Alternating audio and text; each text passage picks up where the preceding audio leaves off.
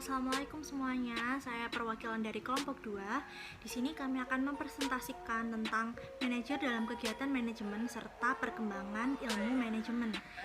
Sebelumnya, perkenalkan, nama saya Celin Agustina dengan NIM 2301199. Perkenalkan, nama saya Muhammad Rian Al-Farisi, NIM 200301208. Perkenalkan, nama saya Muhammad Faisal Abidin dengan NIM 2301196. Hai, perkenalkan, nama saya Rahmatu Fauzia dengan NIM 200301205. Perkenalkan, nama saya Zani Firdausi dengan NIM 200301176. Halo semua, perkenalkan, nama saya Reno Ananda Susanto dengan NIM 200301182. Terima kasih.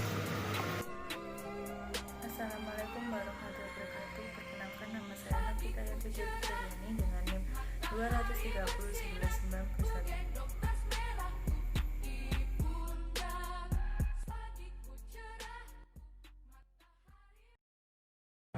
Manajer dalam kegiatan manajemen. 1. Manajer sebagai pelaksana manajemen. Manajer adalah individu yang bertanggung jawab secara langsung untuk memastikan kegiatan dalam sebuah organisasi yang dijalankan bersama para anggota organisasi. Tugas manajer adalah untuk mewujudkan agar tujuan organisasi tercapai secara efektif dan efisien melalui serangkaian kegiatan manajemen secara fungsional maupun operasional. Keahlian manajemen. Keahlian tersebut meliputi 1. Keahlian teknis, yaitu yang diperlukan untuk melakukan pekerjaan tertentu seperti mengoperasikan komputer, mendesain bangunan, membuat layout perusahaan, dan sebagainya. 2. Keahlian berkomunikasi, yaitu keahlian memahami interaksi dengan berbagai jenis orang di masyarakat.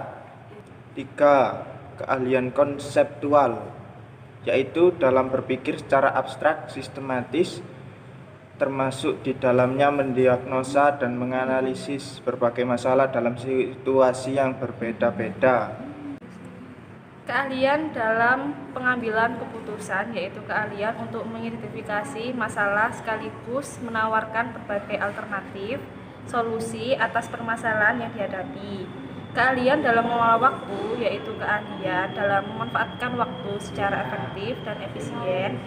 Keahlian dalam hal teknologi, yaitu keahlian manajerial dalam mengikuti dan menguasai berbagai perkembangan teknologi yang terjadi. Keahlian-keahlian yang telah dijelaskan sebelumnya itu diperlukan sesuai dengan tugas dari masing-masing individu. Tugas dari masing-masing individu ini secara organisasional terbagi menjadi beberapa tingkatan. Nah, tingkatan-tingkatan inilah yang nantinya akan kita sebut sebagai tingkatan-tingkatan manajemen. Tingkatan-tingkatan manajemen terbagi menjadi 4 bagian. Yang pertama, manajemen tingkat puncak, yaitu terdiri dari direktur dan wakil direktur. Dan yang kedua, manajemen tingkat tengah, yaitu terdiri dari para manajer. Nah, yang ketiga adalah manajemen supervisi atau tingkat pertama. Biasanya di manajemen supervisi ini terdiri dari para supervisi serta ketua kelompok. Lalu yang terakhir atau yang keempat adalah manajemen non-supervisi. Di manajemen non-supervisi ini biasanya terdiri dari para buruh, karyawan, pekerja bangunan, dan lain sebagainya. Sekarang kami akan menjelaskan tentang manajemen sebagai seni dan manajemen sebagai sains. Nah, apa sih manajemen sebagai seni dan manajemen sebagai sains itu? Manajemen sebagai seni itu lebih menekankan pada praktik dari masing-masing individu dalam mengelola manajemen dalam sebuah organisasi. Lalu, kalau manajemen sebagai sains itu lebih menekankan pada teori ilmiah yang telah dipelajari sejak dulu. Jadi, manajemen sebagai seni dan manajemen sebagai sains ini saling berhubungan dan tidak bisa dipisahkan satu sama lain. Sejarah ilmu manajemen. Ilmu manajemen telah dikenal sejak abad 20. Namun sebenarnya ilmu manajemen telah dilaksanakan dan dipraktikkan bersama dengan sejarah manusia. Berikut adalah beberapa contoh yang membuktikan bahwa manajemen telah ada sejak dulu. Pertama, bangunan piramida di Mesir. Bangunan piramida ini dibangun lebih dari 100.000 orang dalam waktu 20 tahun. Pembangunan piramida Giza ini tak mungkin terlaksana tanpa adanya orang yang merencanakan, mengatur, dan mengorganisasikan manusia atau para pekerja agar pembangunan berjalan dengan lancar. Karena orang tersebutlah yang mengetahui apa dan bagaimana yang seharusnya dilakukan, mengkoordinir manusia dan bahan bakunya, memimpin dan mengarahkan para pekerja, juga mengatur pengendalian tertentu agar pembangunan berjalan sesuai rencana. Yang kedua, tembok besar Cina. Benteng ini menunjukkan betapa orang-orang Cina terdahulu juga telah melaksanakan yang namanya ilmu manajemen. Dan yang ketiga, Candi Borobudur. Penyusunan batu-batuan dan arca-arca relief pada dindingnya menunjukkan pembagian kerja ilmu manajemen telah ada sejak zaman dahulu hingga sekarang. Ilmu-ilmu tersebut dikaji secara serius pada abad 20-an. Hal ini dipengaruhi oleh adanya dua peristiwa yang sangat berpengaruh, yaitu 1. Wealth of Nation, buku karya Adam Smith. Dalam buku yang ia terbitkan, mengemukakan tentang keunggulan ekonomis yang didapat oleh organisasi atas pembagian kerja.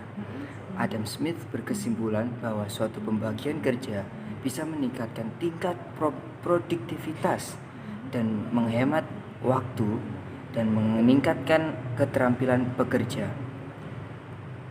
Lalu yang kedua, revolusi industri di Inggris. Akibat kejadian ini, membuat para pemimpin kala itu memerlukan teori yang bisa membantu dalam meramalkan permintaan, kecukupan, bahan baku, memberikan tugas-tugas untuk bawahan, mengarahkan aktivitas sehari-hari, dan yang lainnya, sehingga menyebabkan ilmu manajemen kemudian mulai dikembangkan oleh para ahli.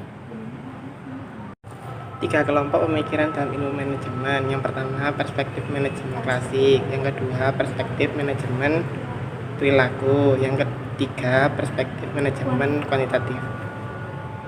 Perspektif manajemen klasik.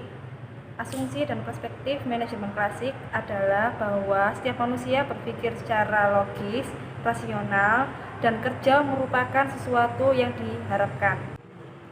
Teori manajemen klasik terbagi menjadi dua, yaitu manajemen ilmiah dan kedua organisasi klasik.